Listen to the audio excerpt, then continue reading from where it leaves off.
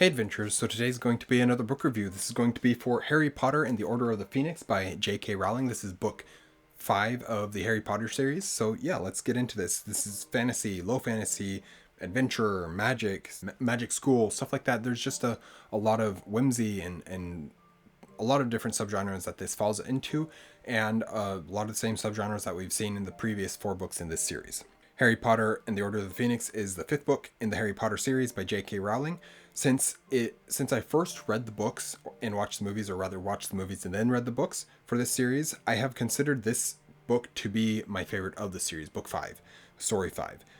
I know a lot of people talk about like the angsty teenage Harry in this book, but that's really not how I see his storyline at all in this book. So we'll get right into that. Really quickly though, I just quickly like to say welcome to an Erudite Adventure. I'm T. If you're liking what you're seeing from us, please like, comment, and subscribe, and we will continue on with this review.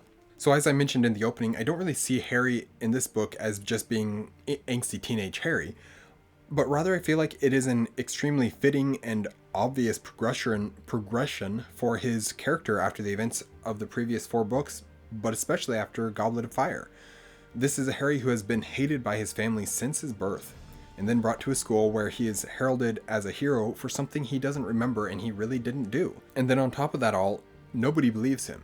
Doesn't matter what it is that he's doing, people refuse to believe Harry except for sometimes Ron, sometimes Hermione, sometimes neither of them, sometimes Dumbledore, sometimes it's Dumbledore generally believes him but doesn't act on it.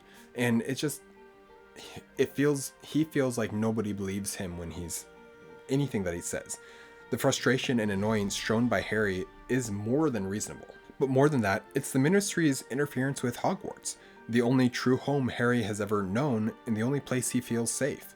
Suddenly, he cannot even have that, and when he tries to just do what's right, he's punished severely by the Ministry operative and the most petty and hateful person he's ever encountered. Even more so than his uncle and aunt and cousin or the Malfoys or anybody. Dolores Umbridge is just horrible to him. And through all that, he feels insufficient. He saw someone he had great respect for killed because of his actions, and his peers are either not believing him or else are convinced that he's the greatest wizard to ever exist, and all he wants is for them to survive, but they refuse to allow him to just teach them and explain to him what happened. They have to assume that he's being modest and doesn't really know, is pretending like he doesn't know as much as he thinks he knows, or really knows what he's saying or anything like that. And that's not the case. Harry genuinely knows what he's talking about, and he says it's all dumb luck. So no, I really don't see it as angsty teenage Harry. It's just a Harry that's been pushed to the breaking point but refuses to break and is just dealing with the pressures of this. That's a bit long-winded, but I also wanted to comment about the finale of this book, because throughout the book there's been a lot going on in terms of resisting the Dark Lord, attempting to get the wizarding world to accept the truth, the Ministry interference, and repression of information, the DOA, the DA, so many things, the Order of the Phoenix. There's so much that's going on. Harry's being excluded from meetings. He doesn't know what's going on. People refuse to talk to him, etc. And it feels like he's being excluded, and without good reason. That all comes crashing down with the battle in the Department of Mysteries, an incredibly convoluted battle where darkness and whimsy meet, and that's an interesting combination, and one that works so well in order to tell this story, in order to tell the finale of this story. It's a brilliant addition to the world and one of the most impactful battles in this series for so many reasons. Also, just the atmosphere of this book as a whole really sets the book apart from its predecessors, and even to some degree from its successors, as well as being the first time we get a book that feels like there are truly things at stake, lives at stake, characters, moments, ideas, concepts. This book 4 really changed the game in terms of what was going on in the series, and book 5 really shows us how. Both the opening and the closing of this book are some of the best storytelling in the series.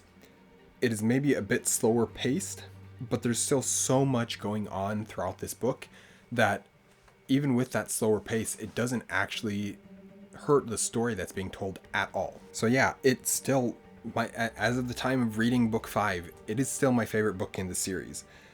up to this point. Book 6, I think we'll give it a bit of a run for its money, but we'll have to wait and see what I have to say about that when I get to that review. I have already read the book, I just have to get to the review, which is a couple weeks down the line from this. This series just, it really is excellent. I have my problems with it. It's got a lot of problems, but overall, it really is a good series. So anyways, that is my review of Harry Potter and the Order of the Phoenix by J.K. Rowling. Thank you guys for watching an Erudite adventure. We post videos every Monday and Thursday, and our social media is linked in the description down below. We will see you guys again soon.